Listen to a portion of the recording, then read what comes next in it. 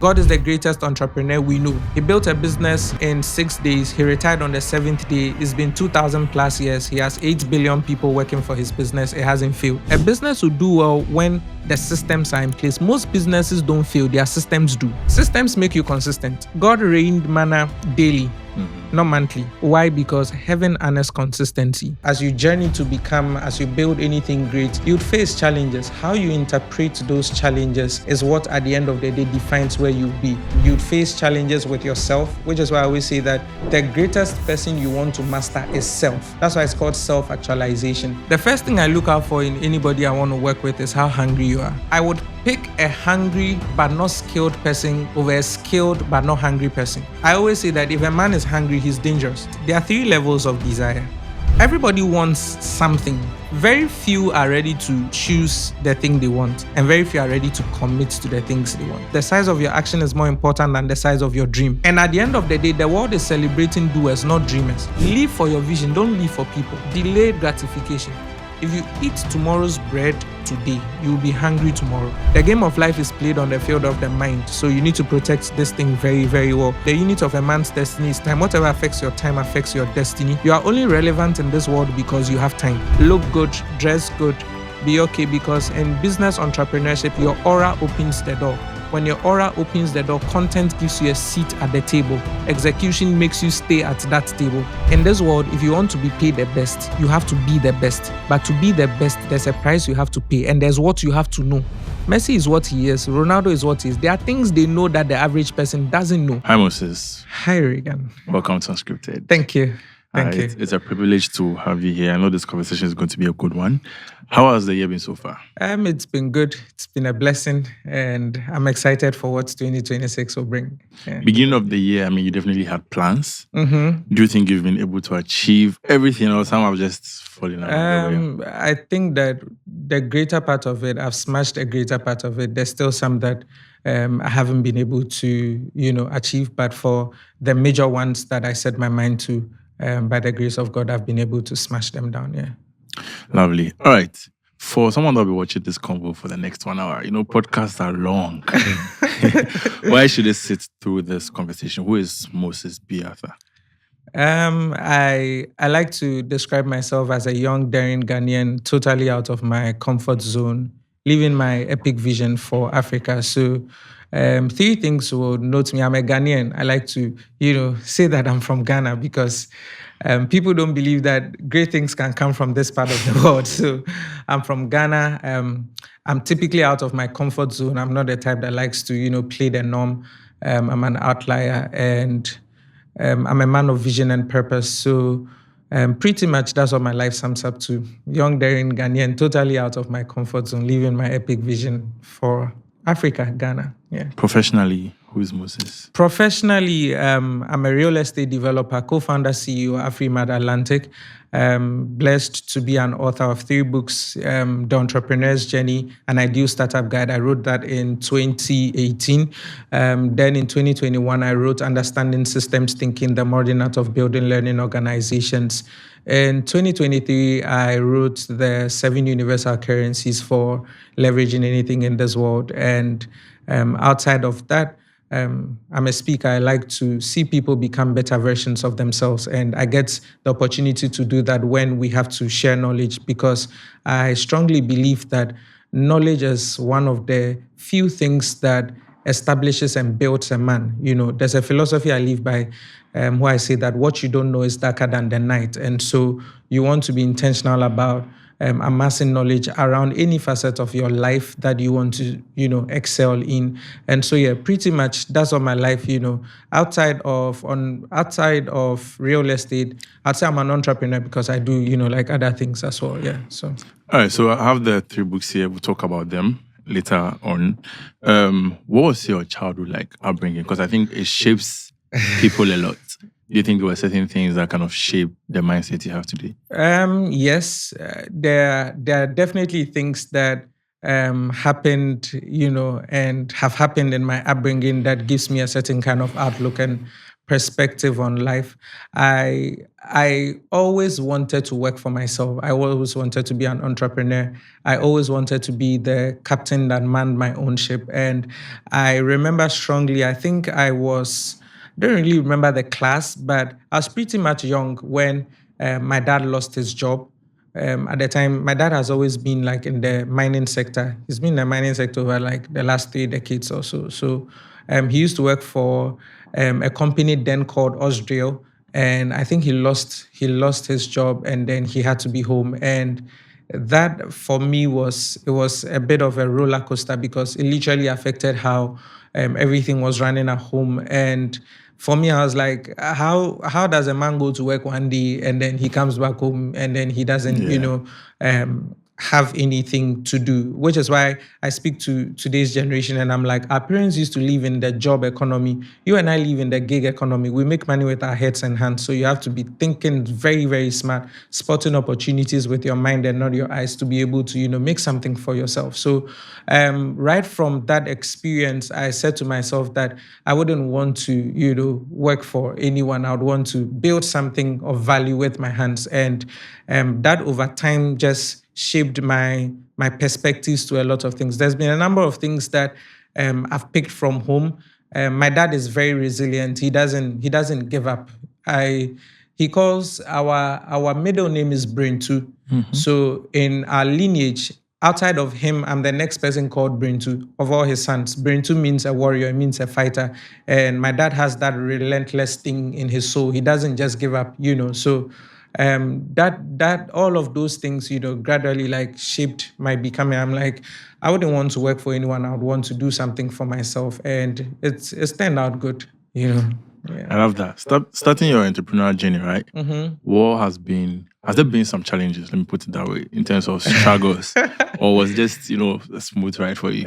I think that when you are driving to the house of success, you definitely use the road of failure. So you will definitely encounter, some form of challenges. You'd encounter some hurdles along the way. But I think, again, that nothing has a meaning except the meaning you give to it.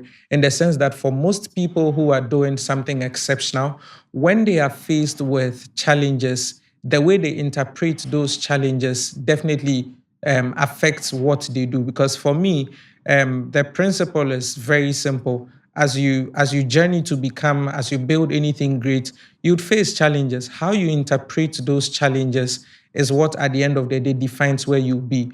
And I like to put it this way, the Abraham Maslow's theory of needs, if you look at it very well, self-actualization is at the very top.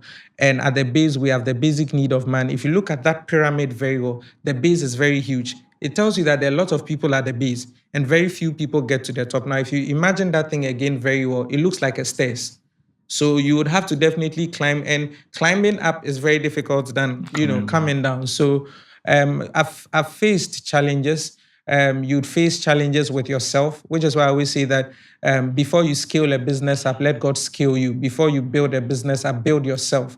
The greatest person you want to master is self. That's why it's called self-actualization. And that's why when you went to school, the very first essay you were taught to learn to write is myself. You have to master self.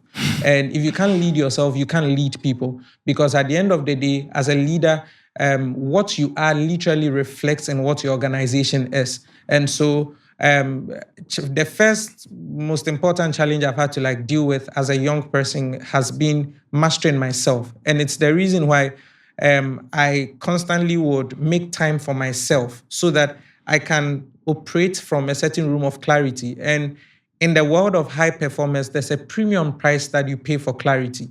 And so I just would want to make, constant time, make sure I'm in a place of clarity, refining the vision, building it a certain way, and all of those things reflect on what you build. So the first challenge has been myself, conquering myself, facing my fears. Because if you show up, for instance, there are days when, if you're into construction and real estate, there are days when you can hit rock bottom. Mm-hmm. But when you show up on site, everything must be we are okay, we are fine. You don't have to show, you have to deal with all of those things, master your emotional intelligence, master mental intelligence, and all of those things. So self. Then you, of course, in building a business in this country, you have to deal with people. which is why I wrote the Understanding Systems Thinking, the Modern Art of Building Learning Organizations, because I realized that when you want to build a business, you need people who have self-mastery, people who are skilled in what they do, competent people. Now, these competent people must buy into a vision. So the scripture says that where there is no vision, the people perish. People come and follow people because of vision. And vision is literally the distinguishing platform amongst men. It is the distinguishing platform amongst businesses. If we pick one business from the other, at the very core of what they are doing is the vision that's separating them. If we pick one individual different from another individual, at the very core of what they are is the vision that's separating them. So when you as an individual have a vision, you need to be able to enrope the people you are getting in to come and have a shared vision. And that would mean that you have to acknowledge their personal mastery. Let me give you an example. Jesus comes on the scene. Jesus has a vision, and Jesus is enroping people to come and join his team. He looks at Peter, and then he says to Peter, come and follow me. I'll make you fishers of men. What is Jesus doing? Jesus is first acknowledging the skill the guy has, that the guy has a skill. What is his skill? He's a master fisherman. But this time around, I want to give you a place in a bigger vision.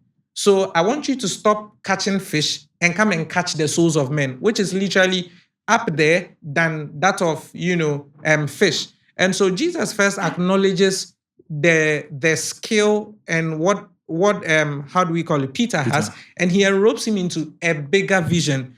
So at that point in time, Peter has a stake in the vision of Jesus. That's where shared vision comes in when I speak about understanding systems thinking. So shared vision is that place where you're able to bring the team for them to understand that they are part of what they are doing. Then team learning, so I speak about this like extensively in the book. And this is where you would, as a leader, would have to face like a lot of challenges. I saw a video going viral, I think yesterday or 2 days ago, where a young man says that he left to the United States and then his very good friend, somebody on the team, stole everything. Yeah. If you've built a system in place and then the person understands why they are in there and the bigger stake, they wouldn't do this to you, not to validate what the guy did or, laugh at the young man's plight, but far from that. But as you build businesses in this country, one of the things you would find challenging is people. And I used to think that it was a general thing, but the more I get the opportunity to travel and see, other places and people, I'm just realizing it's an African Ghanaian thing. It's just the culture of the people, know. So, of course, outside of, self, it's been people. And of course, your environment shapes you. So some way, somehow, the things that happen within the place of the setup of your business will some way, somehow affect you. So it's been challenging, but we keep pushing, we keep building. I remember in 2019, I had 7 acres of farmland in a town called Anyerede or something in Sunyani, and the guy that used to man the farm site for me is called Homeboy. And something funny happened. I remember I was waiting for the harvest of that particular yield to be able to sort out a few things, hosting Ubonkin that year. And then Homeboy calls me and he's like, so it was maize and pepper, 2 acres of maize, 5 acres of 2 acres of pepper, 5 acres of maize. And he's like, the chemical that he was supposed to use it to spray the maize, he has gone to use it to spray the pepper. And the chemical that he's supposed to use to spray the pepper, he has gone to use to spray the maize. And I'm like, what the? And in my mind, I'm like, literally, when you pick the chemical, you can see pepper on it and you can see maize. And that was like, it was a wake-up call for me. I'm like, you want to work with people who are, very, and I lost everything. I lost everything. So it's challenging, but again, business in Ghana is rewarding. I think that your work as a CEO is to be able to anticipate the problems that will show up in your business and build systems for it way before they even show up. So it's okay. Yeah. On the topic of people, I mean, it's difficult to sometimes know what is going to happen. Mm-hmm. So if you are picking people for your team or for your business, what are you looking? What are certain key things you are looking for? Interesting. For me, I'm a person who is hungry. I'm a person who is passionate. The first thing I look out for in anybody I want to work with is how hungry you are. It tells in I would pick a hungry but not skilled person over a skilled but not hungry person. I would pick a hungry but not skilled person than over a skilled and not hungry person. Because the guy who is hungry, who does not have a skill, I can groom him to become anything. I can groom him to have any skill because he's hungry and he's passionate and he wants to learn. And you see, when you are hungry and you are passionate, you become restless.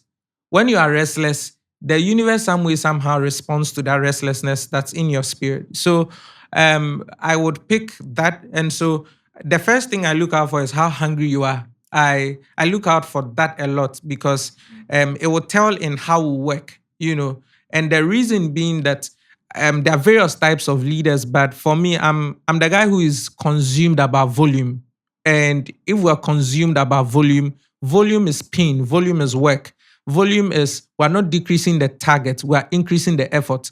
And woe unto you if you have people on the team who do not understand that for us to belong to the 1% or the 0.1% or the 0.1%, we need to put in more. Because for the lot of people who want to be part of the 0.1%, the 1% of society, and all of that is just wishes. But you see, aspirations without actions will not birth anything. So I'm the guy who is like that, because my baseline philosophy is the size of your action is more important than the size of your dream. So a lot of people have dreams, but they are not putting in the commensurate actions to be able to realize those dreams. So I'm an action person, which is why Entrepreneurship Hub Africa, my nonprofit, we theme and we say that to inspire the next generation of young Ghanaians to think bigger, dream louder, act bolder, action is everything, And so I look out for that a lot. And some of the times in your probational period, those are the things that I'm testing your hunger, your ability to, because when you're hungry, you will learn. When you're hungry, you will evolve. Yeah. When you're hungry, you will not be stuck. When you're hungry, you'd understand that you need to keep getting better till you hit that place, So pretty much that's like the main thing. And of course, I would want to watch very, very interesting things. When you come for an interview around me, I'll just ask you, what's the relationship with your parents like? And I have what I'm looking out for, because your relationship with your parents speaks volumes to you as a person. And so, I ask that for very unique and different reasons. Maybe you should come for an interview in the boardroom and we'll talk about it. Yeah. But then I look out for that. And then one of the things I also want to understand is it all centers around hunger, because people are literally coming in for interviews and they want you to mentor them and stuff, and they don't even know anything about you. In today's generation, people want to come towards you because of what they can get. So they like the association, but they barely know anything about it. They don't, you meet people who go oh, I've been following your body of work for long, and they don't even know the name of your business. Yeah, So for me, it's how hungry you are. It centers around that, and then a few other questions that may pop up. Probably they should show up in the board, or we should do Unscripted from the boardroom. Yeah, we can do that. So you spoke about action. So how do you move from dreaming to action? How do you move from dreaming to action? By doing. That's simple. It's that simple. So I teach this, and I always say that there are 3 levels of desire. Mm-hmm. Everybody wants something. Very few are ready to choose the thing they want, and very few are ready to commit to the things they want, or commit to the things they choose. So for lots of people who come to you, and for lots of people I meet who say that, oh, I have this dream, I want to do this, I want to do that, you engage them and then you realize they've not even started. They've not even done anything. So if you for most shows and for most pitch platforms where people get the opportunity to pitch their businesses and all of that, notice that the guys who, at the end of the day, walk away with a bag are people who are coming in and they have started something. A journey of 1,000 miles starts with a step. So if you have faith, where is your substance? Mm-hmm. If you have a vision, if you have an idea, what pragmatic step have you taken to it? So for lots of people, it is just something that is in there. And this is where, again, I speak, I'm if the size of your action is bigger than your dream, action basically means acting. It means doing the thing. It's like you want a baby to learn how to walk. They must first learn how to crawl. They must then, try and hold something. They'll be making mistakes here and there. All of those things at the end of the day is part of your becoming. It would ultimately walk you into getting into a particular room or into a particular place. So you want to write, say, a book, and you have not even first started learning how to write down your thoughts. How will you put together that book? You want to write a book. You have not thought of probably taking a freelance to write content for a blog. How will you be able to write that? Because the more you write, the more you're able to know yourself better, the more you're able to understand how. It's one thing to have a thing in your head, it's another thing to communicate, it's another thing to write for you to still have the same level of clarity. So you are not doing all of those things. Then you tell me that you want to be a New York, best-selling author. You haven't started. You say you're a rapper, you're a musician, you want to attain the heights of what the Sarkodie Dems have done, and you don't even have a demo to show for it. At least record with your phone in your bathroom. Let's see that you have taken, some form of action. It says that, and he shall be like a tree planted by rivers of living waters, which will bring forth its fruits in due season. Then he adds something very important. He said, whatsoever he doeth. The underlining word, doeth. So you can be like a tree planted by a river. You will not bring your fruits in due season when you are not doing. And at the end of the day, the world is celebrating doers, not dreamers. So whatever it is that you have, whatever it is that you want to do, take a step. Do something about it. If it's real estate you want to do, even if you don't have land and you haven't thought of where you even do it, have a 3D model of what you want to do. At least it speaks to anybody that this guy knows what he's about. He wants to get to a certain place. He wants to get somewhere. And that's what makes the difference. I remember when I met Dr. Ubon King in Nigeria for the first time. And when I met with him, I said, sir, I want you to come to Ghana to speak at my conference. And he said, what's your conference about? And I picked my phone and I showed him the previous year what we had done. That time, we didn't even have money. The little we could put together camera-wise, we put together a video. And which is why I always tell young people, if you're doing something beautiful, document your process. It will be so beautiful to come back on this platform a year or two from today and we're 1 million subscribers and we're global. But it will even mean much more to everyone in the team and to everyone who's played a part of this particular vision of yours that we started from somewhere and we have proof that we started from somewhere. So Ubonkin looked at the video and he said, wow, you are doing what a 46-year-old man is doing at 23. And at the time I was 23. So he said, I will come to Ghana to speak for you. But I showed him substance. I showed him proof. Even if it was 5 people, I showed him proof. Yeah. Even if it was 3 people, I showed him proof. So whatever it is that you want to do, how do you move from dreaming to action? Just doing the thing. And like any great vision, the more you work on it, it becomes better. So your vision will distinguish you. But see, when you have a vision, you need a roadmap to the vision. So in your roadmap, you begin to finesse out the wants and the commitments. Because who will put up a building without exceeding the cost of that building? Which will mean that who want to embark on anything without understanding what it really takes of them to be able to achieve that thing. So if say you want to fill Accra Sports Stadium, the first thing is it's a lot of work. Mm-hmm. So what's the volume of people? What's the volume of the work? Like, what's the volume of the resources you need to look at? What's the amount of effort you need to put in? By the time you start looking at all of those things, it will inform how you begin to move. So when you create the roadmap to that vision, and the roadmap is pretty much where you finesse out like the wants and everything. And the roadmap will actually show you how you can get there.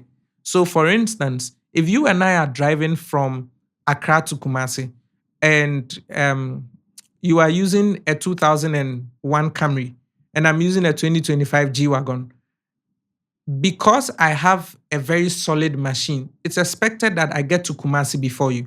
But if I lack vision of where I'm going and how to get there, and you have vision of where we are going, which is Kumasi, and you know how to get there, irrespective of the quality of my car, you get there before me. So for most people, they want to do a thing, but they've not really sat down to finesse out what really it takes to do the thing. And that is where hunger comes in.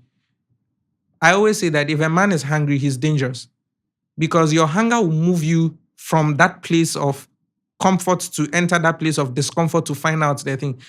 If it's like there's somebody listening to us right now who wants to start a podcast, but they probably just have their phone and they don't even know that with just their phone and a microphone, they can start. Yeah.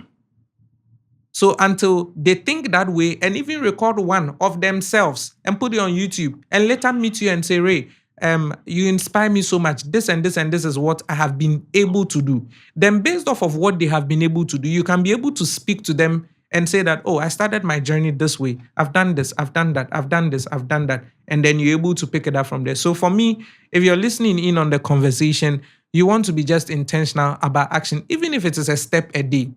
Rome was not built in a day, but every day a brick was laid. So that's the thing. You want to every day do something. The small, little, on seemingly inconsistent, all of those little things that people don't see is what at the end of the day comes together and you look at it and becomes like a bigger picture because you started from somewhere. True. Let me take you back to when you spoke about mastering self, right? Mm-hmm. Do you have a framework for how, if let's say someone watching this video feels like they don't really know who they are, they want to start this journey? Do you have a framework of maybe what they should follow? So man is a spirit. He has a soul. He lives in a body. That's my basic framework. So the real Reagan is spirit. The real Moses is spirit. But I have a soul and I live in a body. You want to master self, you must be intentional in mastering all these 3 dimensions of yourself. So you must have a spiritual anchor. The world is moving in a very interesting rate. You need to believe in something. So you need to believe in something. So you must have a spiritual anchor. For me, I'm a kingdom person, so I would always speak about my faith. Other people would definitely speak about their faith. So you need to have a spiritual anchor, and you need to have a framework that guides that spiritual anchor that brings you into check when it comes to your spirit, man, and its growth. Now, then your soul. You need to have value systems in place that check the metrics and the things that guide your soul. I always say that the Bible says the soul of a diligent man shall be made fat. So when we begin to speak about fatness, it is tied to the soul of a man, but there is a quality that qualifies that soul. It's called diligence. So it says the soul of the diligent shall be made fat.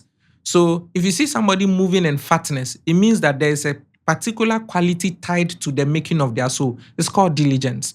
So this is where now you bring yourself to a place to decide, I want to imbibe this. I want to do this. I want to do that. I always say that I was not raised from a place where I was taught how to speak. In fact, my dad always looks at me and he's like, you are very strange. We are all shy people. How are you able to do like all of these things? And I'm like, at the end of the day, as part of my becoming, I just understood that in life, you either sell or you are sold. And you can only sell when you're able to articulate your vision and your thoughts very well. So you need to have things that shape up your soul. That comes in bed. Then you need to have things that affect your body. Do you know the interesting thing? When your soul and your spirit is aligned a certain way, it naturally will affect your body. It naturally will affect your body. And in the soul, we begin to look at the intellect, we begin to look at your mind, we begin to look at all of those things. So for me, there's a philosophy I live by.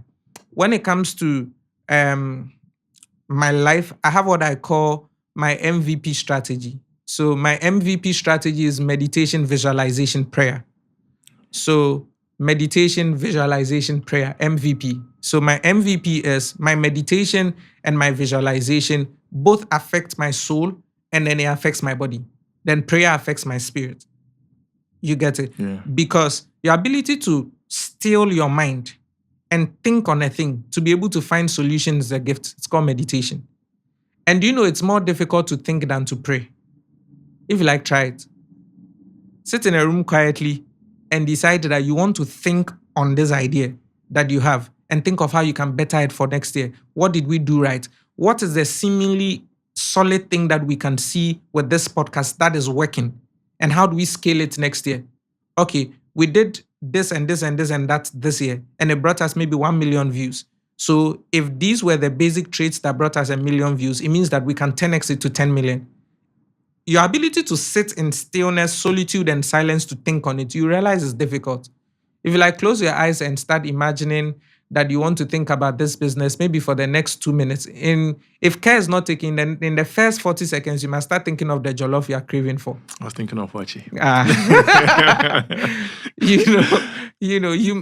You might. So meditation, and in your place of meditation, you want to use the sense of visualization. So that which you have not been able to visualize, it's very difficult for you to manifest it. It's very difficult for you to see it. Visualization can be, nowadays, because of the internet, we're blessed. And so you can watch anything virtually and visualize it. You can have a physical model that you have a look at. And meditation and visualization firms up your spirit, and it firms up your soul. Interesting, the Bible says that concerning meditation, your profiting will appear unto all men. The guy who is intentional with meditation, at some point, his profiting will appear unto all men. So meditation, visualization, prayer, that's like my MVP equation. And when I am able to come up with whatever I get from that MVP equation, I act. I'll watch this episode again. Okay. What inspired Afrimart Atlantic? Was it something you wanted to do? Was real estate something you wanted to do, or you found? I didn't just jump into it. Okay.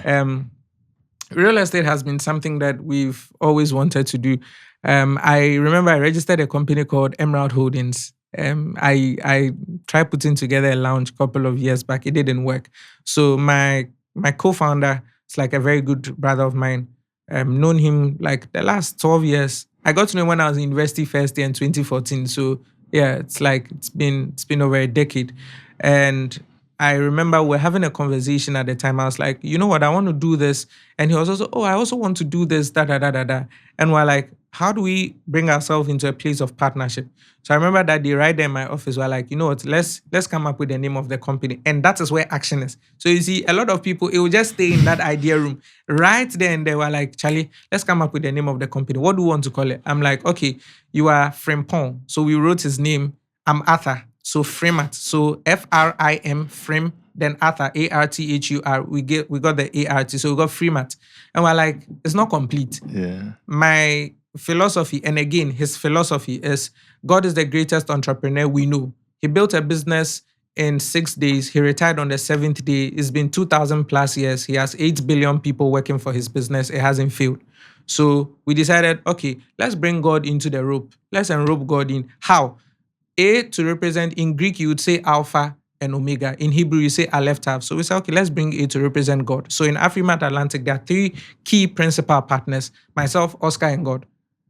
Right. So we got Afrimart. Then Atlantic, because we want to be the underdogs that will do some amazing stuff when it comes to development across the continent and the world. And so that's how we came up with the name. That very same day, we cooked that name right there in my office. The next day, we registered it. Wow.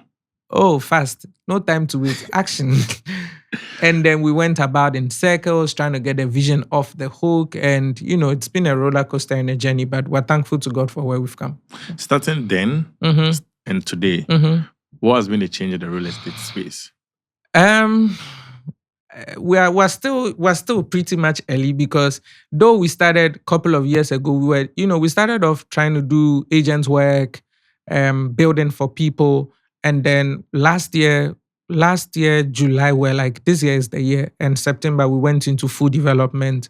And so from last year up until now, I think that, again, government policies are coming in relatively to help. So we're seeing what the government is doing for the sector. Again, there's the diaspora inflow and influx that's coming into the market because of the constant, dirty December and all of those things and all of that. So I'd say that the industry, and some people believe that there's going to be a bubble and all of those things, but I still think that it's still early. There's still room for opportunities. The housing deficit is huge. And for me, I think one of the things that as I travel the world, I'm like, you're probably in a place like Atlanta, and then you can drive as far out to a place like Loganville, and the roads are tight. And the people who live in the places or in the gated communities in Loganville are surrounded by bushes, and they are very okay. But in Ghana, if I say I want to do a development in maybe Shy Hills, people wouldn't want to come because they would say it's far. Yeah. Number one, they would say the roads are not good. They'll say traffic and all of those things. So I think that at the very core of our development and everything is we need the infrastructures that will also, help to be able to scale up in terms of development to meet the housing deficit. And I think that it's also probably one of the reasons why the president says that he wants to create a new city and move some of the administrative, departments there. That will also bring some form of, it will ease up Accra a bit. And then that will also bring development to that particular place and all of that. So there's still more work to be done for putting in the work. What misconceptions do you think Ghanaians have about real estate? Because I think in the last 2 years, if I'm correct, personally, I've been hearing a lot about real estate. But I think there are people that have their own. What have you been hearing?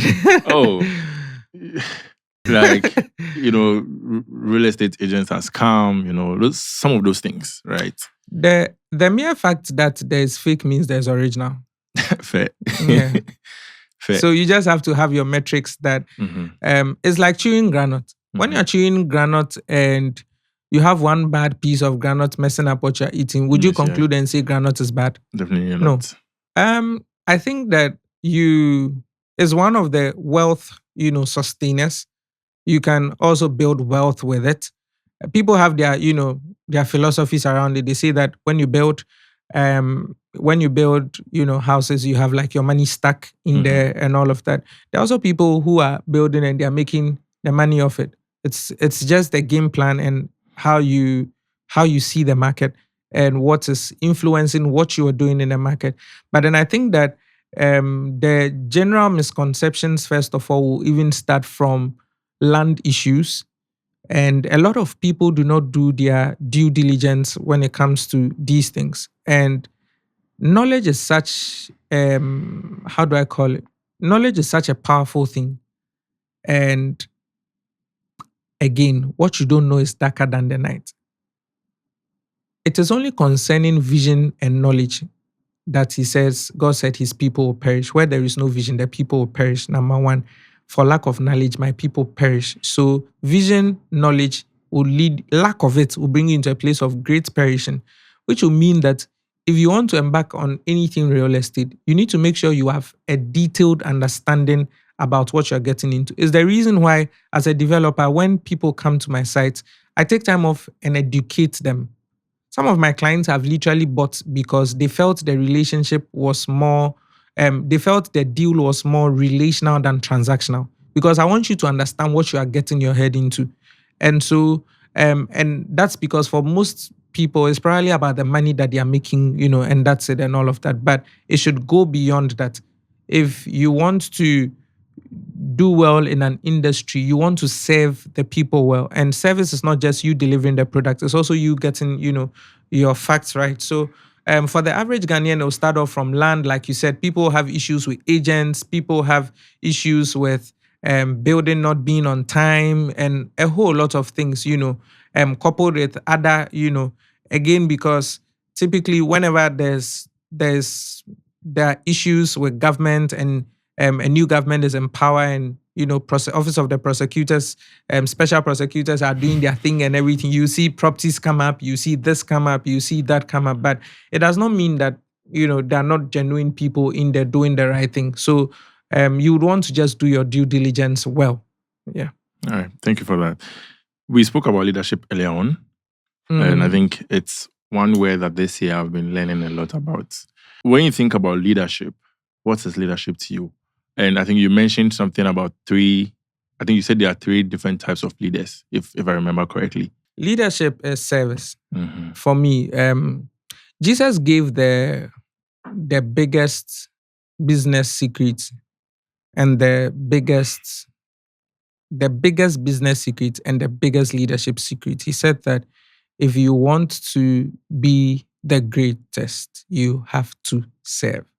So the guy who serves the most leads the most. Yeah. And so for me, leadership is foundationally service. Yeah. Okay, thank you. Let's talk about the first book, Understanding Systems and Thinking. That's the second one, actually. Oh, that's the one I like because of systems. Please tell us about this one. Understanding Systems Thinking, the modern art of building learning organization. Yeah. There's a way there's a way a business should operate. There's a way, if you look at God and his universe, it's sustained on systems. So for loads of people, and I remember the other day I was talking to a group of guys and I said that God's plan is not for you to live on miracle money. And the guy didn't really understand. He was like, but God, and I said, at the end of the day, miracles are good. They come in to show that there is the evidence of God's power. But it does not mean that you don't have a part to play.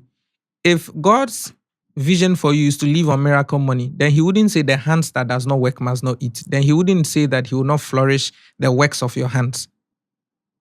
Then he wouldn't say that by wisdom is a house built.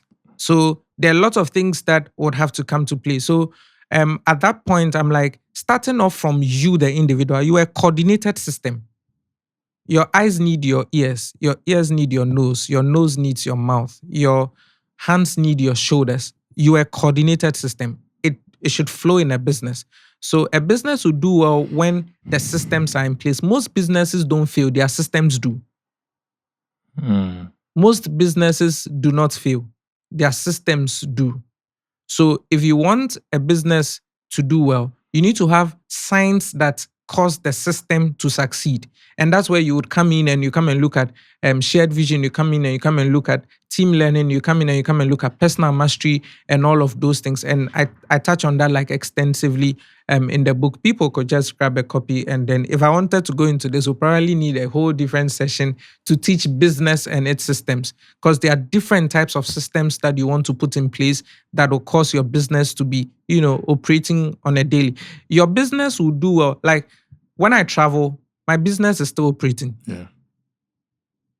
I can be away for a year and I'm confident that projects will be built, systems will run, the business will thrive. The reason is that we have put systems in place to be able to ensure that we're executing and all of those things. So for lots of people who seek to put together like a business, you want to make sure that there's a certain kind of system that's around it. And do you know the beautiful thing?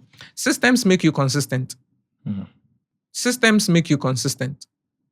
And every business will have their own unique and internal way they put together their systems. It's like somebody asked me a question. The person said that you're so busy. How do you make time to post? How do you make time to write? You know, I had that question at the beginning. I just remember. I wanted to ask how you combine everything. Because I think on your website, you have this section where you have leader, speaker, entrepreneur, this. And then I'm like, wait a minute.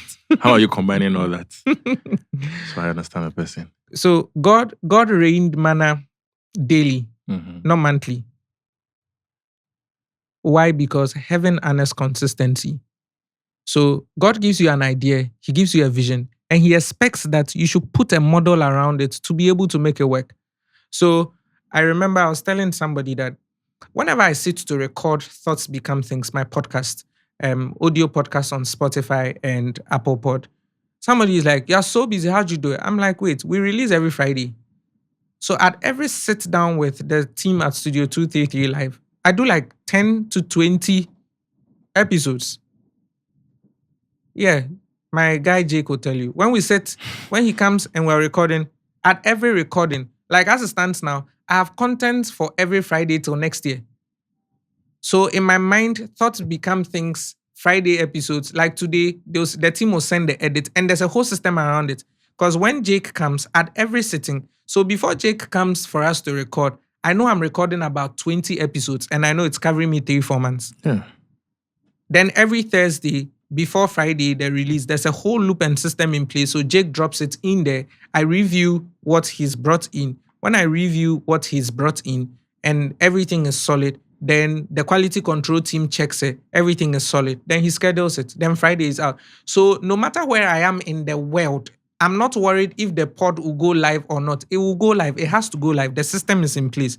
So you need to understand, systems are the skeletons that hold the business. It's literally like the framework of what holds the business. And you build it right around finance, around administration, around human capital development, all of those things, Yeah. The book talks extensively about that. You mentioned the modern art of building learning organizations. So what is learning organizations?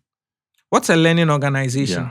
A learning organization is an organization that is ready to evolve, an organization that is ready to, an organization that does not place ego ahead of the vision that they carry. Because for most businesses, when their environment is literally scaling and changing, they are not able to see because they are stuck to the old systems. Yeah. Now, do you know the interesting thing? When you have certain systems in place and you honor those systems, there is no way that your business would be outdated within a particular environment, because your business has to be relevant to the people that you find yourself in and in the dispensation that is in. So, for instance, I always teach this and I say that have somebody in your business who anticipates what will go wrong in the business a year from today, 2 years from today, and start building systems towards it. So that when it happens, you are not caught off guard. Yeah. You know that this is how we got here. This is how we did this. This is how we do that. Yeah. So for me, that's a learning organization. All right, beautiful. All right, the entrepreneur's journey. What's his Beata? Forward by Dr. Obed Obeng. Please tell us about this one. You were very young here. I was very young. And when you were reading that, I just remembered. Just yesterday, I was talking to a business owner of, like, he's a good friend in the UK, and I was telling him that have systems in place, it will protect you from yourself. And he was like, how? I said, I see a certain amount of inflow come into my company's account, but I won't pick it to go and buy a Rolls Royce. I will be paid a salary as the CEO based off of the value I am contributing to the vision. The company is my own. It's for me and my co-founder. We can say that, with this inflow that we are seeing, let's go and buy a Rolls Royce. Let's buy a Cullinan. One for you, one for me. Let's decide that we don't want to live at East Legon. Let's kind of live at Airport Hills. Or let's kind of live at Labone or Cantonment. Systems protect you from yourself. When you have systems in place and self wants to override the system, and that's how come I always say that any business that a leader sets a system in motion and in place that he cannot honor, it will collapse. So, and that's when our leadership becomes key, because you need to understand what you are as a leader. You are a servant. So me and my co-founder, when we set a vision for the company, this year we are doing this, we are servants to that vision. Whatever we must imbibe to be able to meet that vision, we do that. And if we set a law in place and we say that we are paid this amount at the end of the month, we are servants to that system. So we come in, and then when it's at the end of the month, finance is supposed to write me my check and say this. Do you get it? And not say that. And that's where, you see, most Ghanaian businesses fail because of some of these things. Because the person does not understand that the money that is coming in is not supposed to feed themselves. It's supposed to grow and build the business. And again, a lot of young people in today's generation, like, one of the things that's very huge that I always petition young people to pay attention to is delayed gratification. Live for your vision. Don't live for people. Delayed gratification. If you eat tomorrow's bread today, you'll be hungry tomorrow. So, delayed gratification. You are not living to please anybody. You serve your vision. That's, for me, it's one of the things that moves. It's like, sometimes people say, like, hey, MBA, you can do this. Why are you not doing this? Hey, MBA, you can do that. Why are you not doing that? I'm like, I don't have anybody to please. Do you get it? Yeah. Outside of the thing that I've been called to do. And so systems will protect you from yourself. The Entrepreneur's Journey, an Ideal Startup Guide, I wrote that from 2018 because 2015, when I started my entrepreneurial journey, there were a lot of lapses. There were a lot of failures here and there. And the lessons that I gleaned from those experiences are what I had penned down in that book. And for somebody like me, a lot of the times, I come into a place of reflection a lot, and I write a lot. Because, for instance, at the end of today, I would go back home when the day has ended, everything, and start reflecting on how my day started. I do that a lot. It's a normal practice with me. And start reflecting on how my day started. And I would ask myself, what are you grateful for today? And I'll write it down. So if you pick my phone and you go to my notes, there's my self-audit file. It's on my notes on my phone. I call it myself audit file. So every day I ask myself, what am I grateful for? And so today I'll be grateful for this opportunity because I know that by means of this, somebody's life will become better. And I reflect, what am I grateful for? What did I learn today? And it's in what did I learn today that, okay, today I met Reagan. What did I learn from him? What did I learn from his team? What did they teach me? I was writing something the day I recorded with Bill, and my friend was like, so you observed all of this when you recorded with Bill? I'm like, yes. It's like, how? Right there in the moment, I said yes. It's like, okay, into the bed then. So I'll talk about it. I'll use it for a pod. I'll share a few things, because it's like that. And you're able to bring yourself into that place when you are conscious of that kind of thing. So based off of that, I put together the entrepreneur's journey. So literally, if you're somebody who is looking at starting a business, if you're looking at understanding what it really means, because for most people, they're excited about entrepreneurship and doing the thing. But the beautiful thing, the real work begins when the excitement fades. That's where the real work begins. When motivation is dead, that's where the real work begins. I'm very sure that when you thought of this idea and you put the team together and everything, everybody was excited. I can imagine what it felt like when you put out the first spot. But the flip of it is, okay, now we've put it out. Then you get to know that in fact, it was like a lot of money. We need to put this together. We need to do this. The fact that you're on YouTube does not mean people are watching you. Okay, so now we need to be intentional with marketing. We need to be intentional with effort. At that point, motivation is dead. And that's where you prove yourself to the world. And that's where God honors your consistency. And that's where kings come to you. Thank you. The last one, the Seven Universal Currencies, which I'll probably start reading before the others. The Seven Universal Currencies for leveraging anything in this world. I authored that book in 2023. So in 2020, I was stuck in Nigeria when COVID was happening. And because I understand the liquidity markets, on one of the particular days, I think, was it oil also dropped so low because people were not moving around. And I sat down, and then that day I woke up and I was reading the scripture that said that money failed in Egypt. And I said, wait, 2020, we're here. Everybody feels like the world is coming to an end. And at that point, in 2020, one of the things I did a lot was digital detox. I'll log out from a lot of platforms. And in 2020, I grew the most because I was stuck in another man's land. I wasn't home. I was alone. So most of the ebooks I wanted to be, I think in 2020, I did in 10 months, I'd done close to 70 books. Yeah. Because I was indoors. I wasn't doing anything. So it's one book after the other, writing. And then it dawned on me, money failed in Egypt. I'm like, if money failed in Egypt, if we come out of this pandemic, what are the other things we can leverage to win? So I speak about the currency of the mind, and where I talk about your mind is God's biggest gift he's given you. The game of life is played on the field of the mind. So you need to protect this thing very, very well. I speak about time. The unit of a man's destiny is time. Whatever affects your time affects your destiny. You are only relevant in this world because you have time. So be careful how you live out your times. And the thing about time is that it's the only currency that when you are spending, you cannot tell how much you have left. So as it stands now, your birthday is next week. Do you know how many more years you have left on it? Well, I'm going with the rapture, though. I have an interesting philosophy on rapture. I'm like, everybody raptures the day they die. But you see, you can't really tell how many more years you have. So it should tell you that when you wake up, use your time. So it's the reason why when I came in, if you notice, I said, I'm sorry for keeping you waiting for a lot, because I understand the place of time. Time is very, very important. I speak about the universal currency of light, where I speak on vision, knowledge, wisdom, and understanding. Wisdom is the architect that builds. So anything that you want to build, which is why I always say that don't go to God asking for money. Solomon didn't ask God for money. He asked God for wisdom. Money was just a byproduct of the wisdom that he got.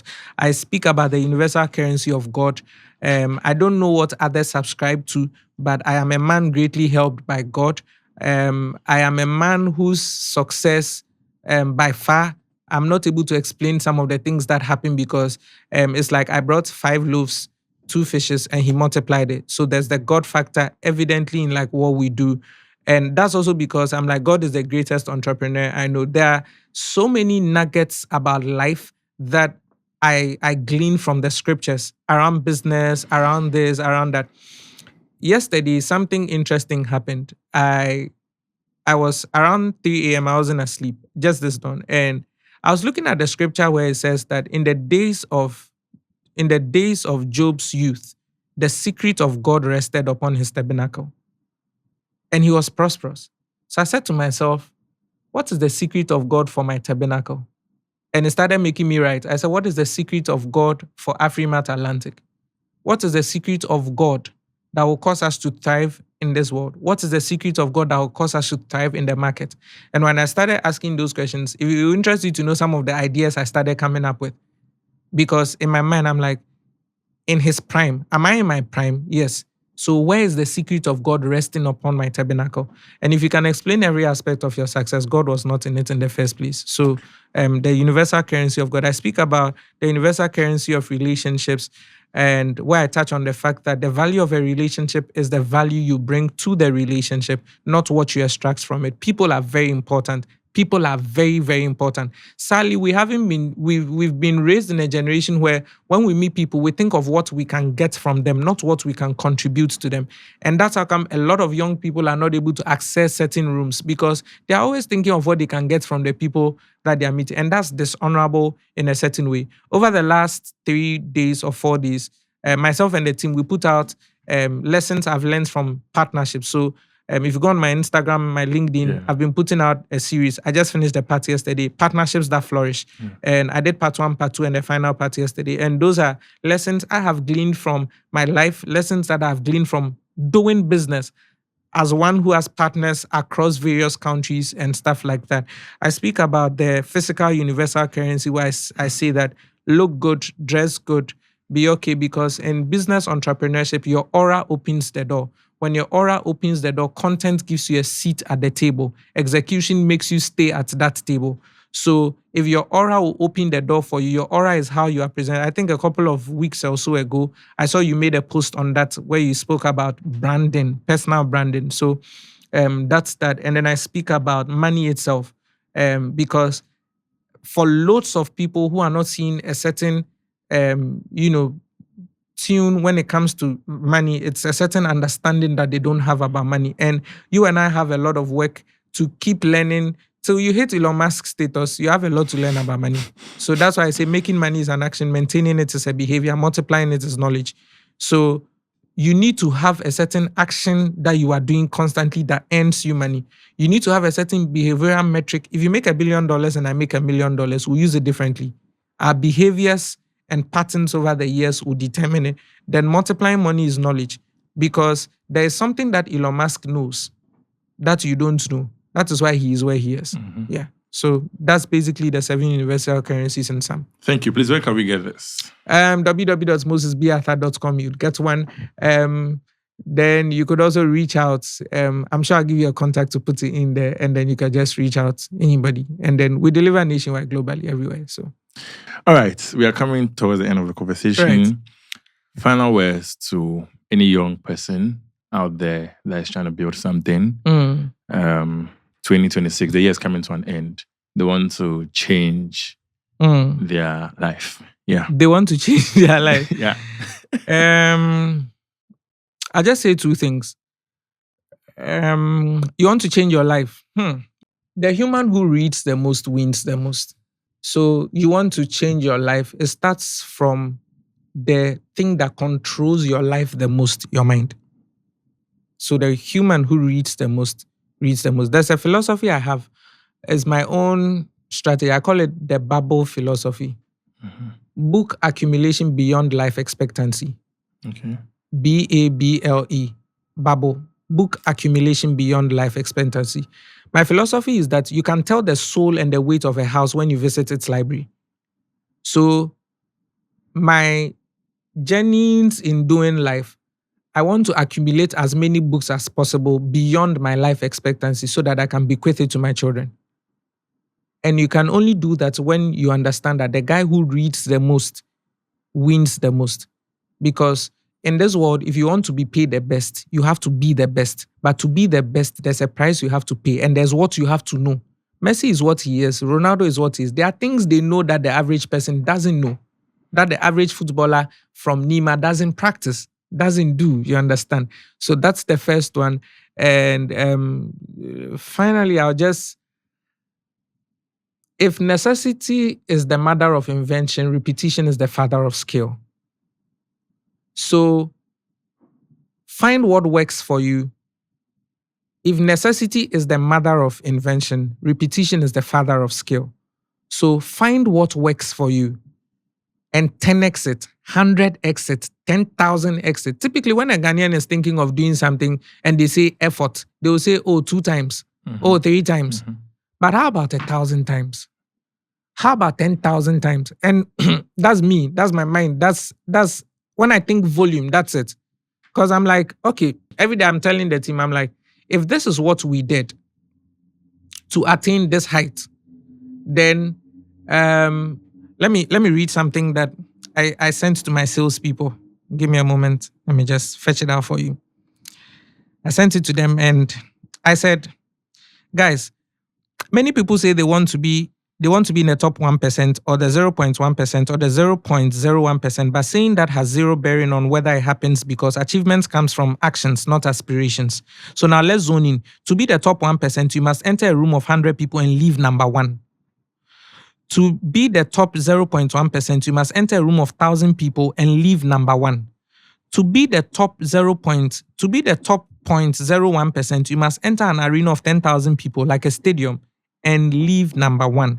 So now let's ask ourselves, if our goal is to be in the top 1%, do we think that we can live a normal life? Do we think that we can keep the same friends? Do we think that we can keep the same hobbies? etc, etc, etc. Because the truth of the matter is that to be in that particular place, you have to find what works and double up volume on it. And people go like, you speak so flawlessly. You do. I'm like, do you know how many years I've been repeating this thing? So repetition is the father of skill. And anything you want to be exceptionally good at, constantly keep doing it. You're going to be doing this pod and it keeps evolving. And do you realize that because you keep doing it, I recently saw that you and the team went on like a trip and that's novel. It's like, I'm like, okay, you're doing something like that I'm not seeing on the space. The more you are doing it, the ideas will come, the network will come, the funding will come. And most importantly, you become a master at the skill.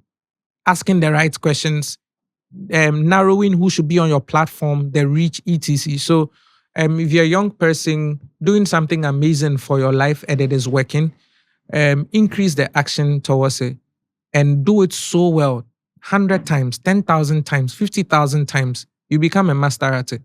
And your world will pay you accordingly. Nice one. All right, quick one. Okay. This is rapid fire, not too deep.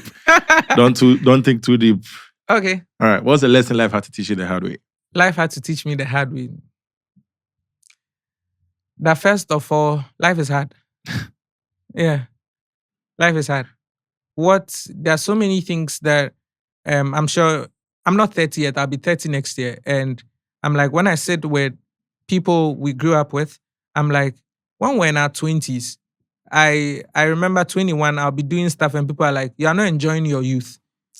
And I'd say to myself, you either suffer in your youth and enjoy later, or enjoy your youth and suffer later. And I've lived out a certain kind of life where I'm not really the guy who's really enjoyed my youth, but I'm excited about the results that my youth is producing. So life is hard, life is spiritual, treat it as such. While we look not at the things which are seen, the things which are seen, they are temporal, the things which are not seen, they are eternal. That's what Paul says.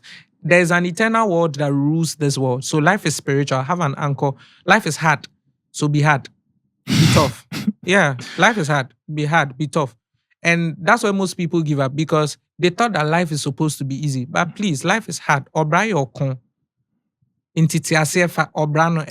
You need a certain battle fighting mentality towards it. Whatever thing that you want. Having to realize that it's difficult to tear a man down than to build a man up. So it should tell you that it's easy to be nothing, but you want to be part of the 1%. You want to live a life that your generation will remember you for, where you write your name in the sands of time. Then you have to be ready to understand that you are doing life as a soldier. Paul says we wrestle not against flesh and blood. So sometimes when I hear Christians say, why is that when I got born again? I'm like, you didn't read your Bible. You're a wrestler. Paul said you are wrestling. Till you die, you are wrestling. And if I take it out of kingdom and I bring it to life, you're a wrestler.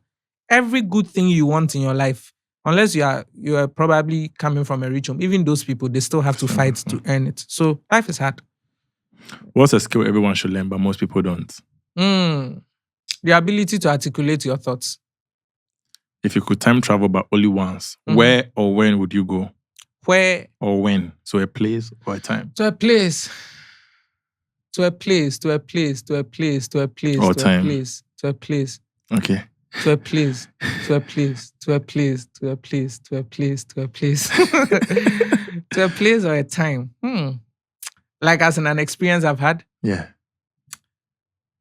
To relive that experience all over again, it would be when Ubon King, when I hosted Ubon King in 2019, he took me to the washroom of African Regent where I was hosting him. And he picked 2 glasses and he poured water in both. I've posted that video. Funny enough, I asked him, I said, Daddy, can I video? He said yes. And then he said, don't post this till I'm dead. I was like, this man. So I'm like, did he know? But anyways, wow. So the day I posted it, I was like, it's interesting. The man said, never post this till, maybe from a brand point, because he was just in like a normal t-shirt, not like his usual brand appearance. So he picked 2 glasses and filled it with water. Then he said something to me. One is clean. Then he picked coffee, Nescafe, and poured it in one. Then it colored up with the Nescafe. And he said, this is the guy who comes from nothing, who has been infused with all dirty thoughts and everything. They cannot make it, da. If we want this guy to become like the clean glass of water, we have to now start pouring this guy's own out and start pouring the clean glass. So you know what he did? In that illustration, he kept pouring, and started adding the new till the once glass that looked like full of Nescafe, that color, changed into clean. And he was telling me, if you want to be this, you have to keep feeding on Ubon King's content. You have to keep feeding on the guys that will keep feeding. And it's from that place I came up with the philosophy that what you keep eating will eventually eat you up. So he just kept pouring. And that day it was when I hosted him the Sunday. So that particular Sunday, I spent that entire day with him, and it was mind shifting. I always say that Ubon King was probably that man who saw a certain kind of greatness in me and just called it out like that, because he stretched me so much. And so if I was to go back in time, it would be that day, African Regent, just reliving it all over with him. And this time around, maybe because of what we've been able to do, I'll just say thank you. Beautiful. If you weren't doing what you do now, what would you be doing?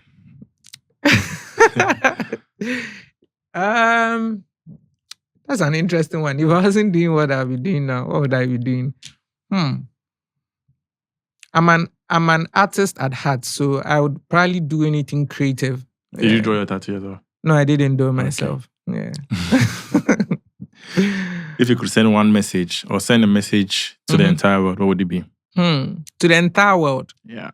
8 billion people are watching 8 billion people. One message. Yeah. This is interesting. Okay. Anything has the power to lift you up if you refine it. Your gifts, your skill, anything you do, it has the power to lift you up if you keep refining it. If you could have dinner with your younger self, what would you tell him? I'm proud of you. Oh, cute. If you could invent one thing to make your life easier, if I could what? Invent one thing to make your life easier, what would it be? Time travel. Moses, where do you want to go to? Or you want to go back to the same? No. You see, God thinks from the end to the front. So time travel. And that's because there are days when I want to do certain things and I ask myself, what will my 40-year-old self think about this?